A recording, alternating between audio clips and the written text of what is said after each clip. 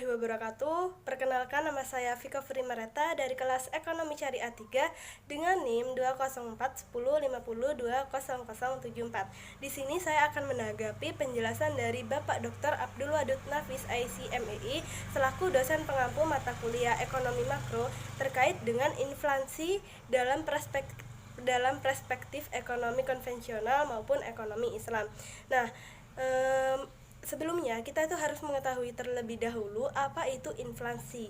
Nah, inflasi yaitu kecenderungan kenaikan suatu barang secara umum secara terus-menerus dalam waktu dan tempat tertentu.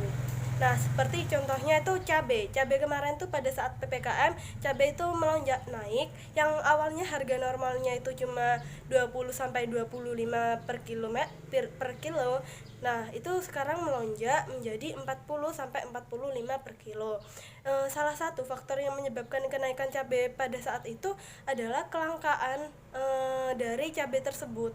Jadi pada saat itu cabai itu langka, maka dari itu harganya itu naik seperti itu. Selanjutnya kita akan beralih ke macam-macam inflasi.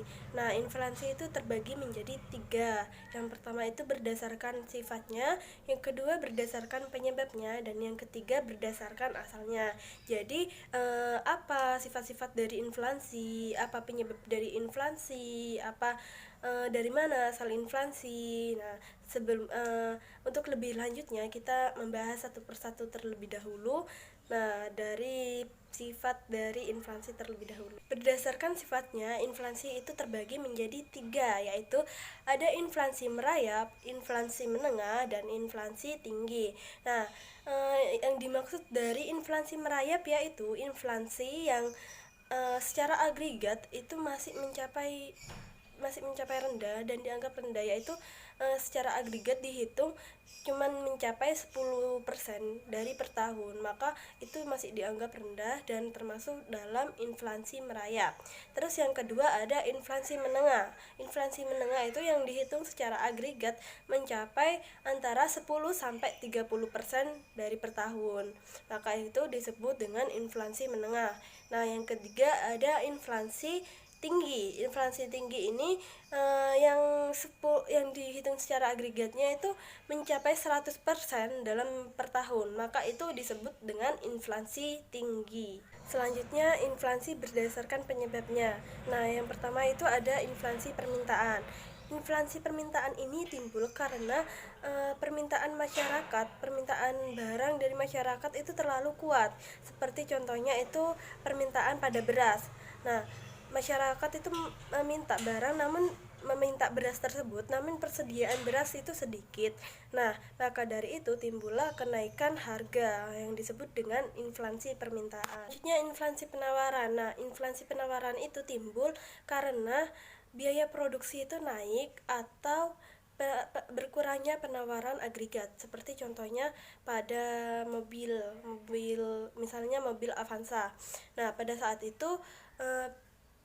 produksi mesinnya mobil Avanza itu naik, besinya itu naik, plastiknya itu naik, maka mobil Avanza itu harganya itu akan naik. Yang awalnya seperti misalnya 200 juta itu akan naik mencapai 250 juta. Nah, seperti itu. Itu yang namanya inflasi penawaran. Selanjutnya, inflasi berdasarkan asalnya. Yang pertama, inflasi dalam negeri. Nah, kenapa sih timbul inflasi dalam negeri?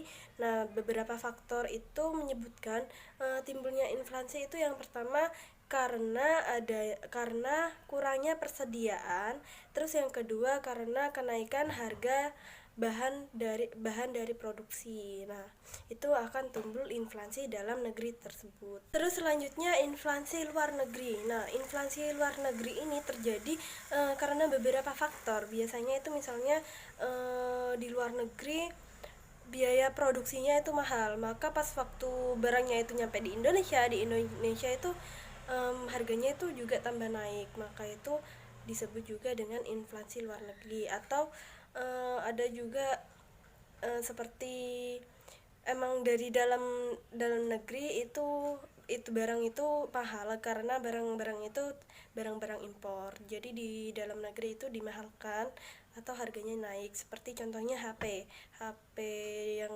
keluaran dari Cina, keluaran dari Jepang itu di dalam negeri mahal karena itu termasuk barang-barang impor.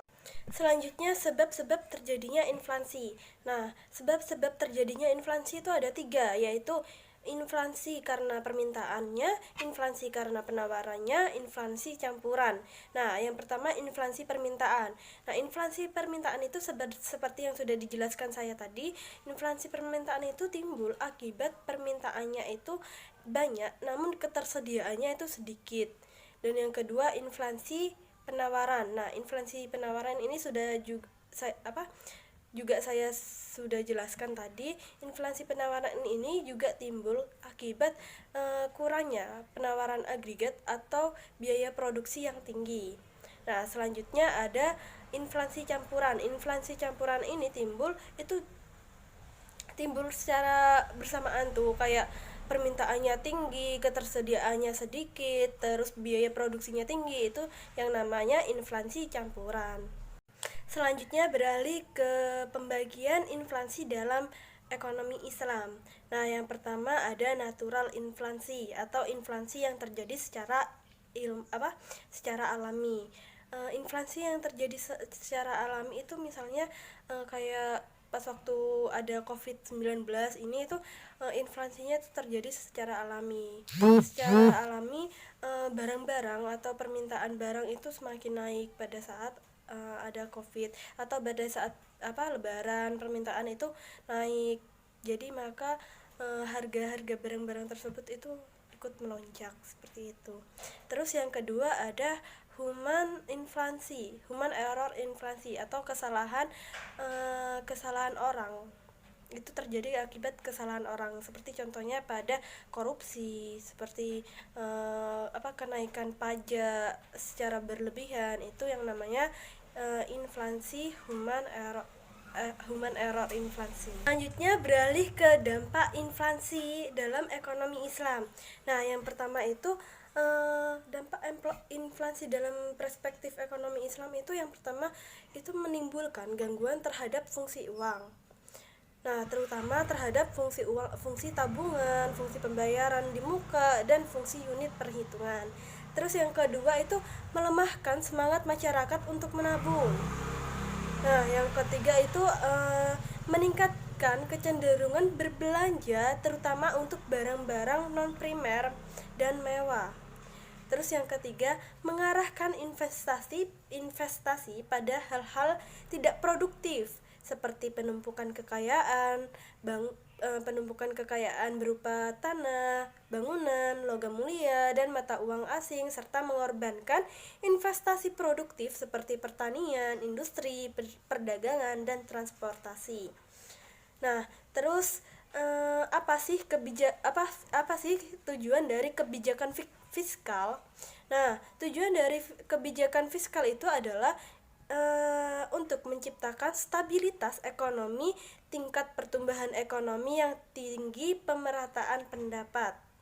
Seperti itu.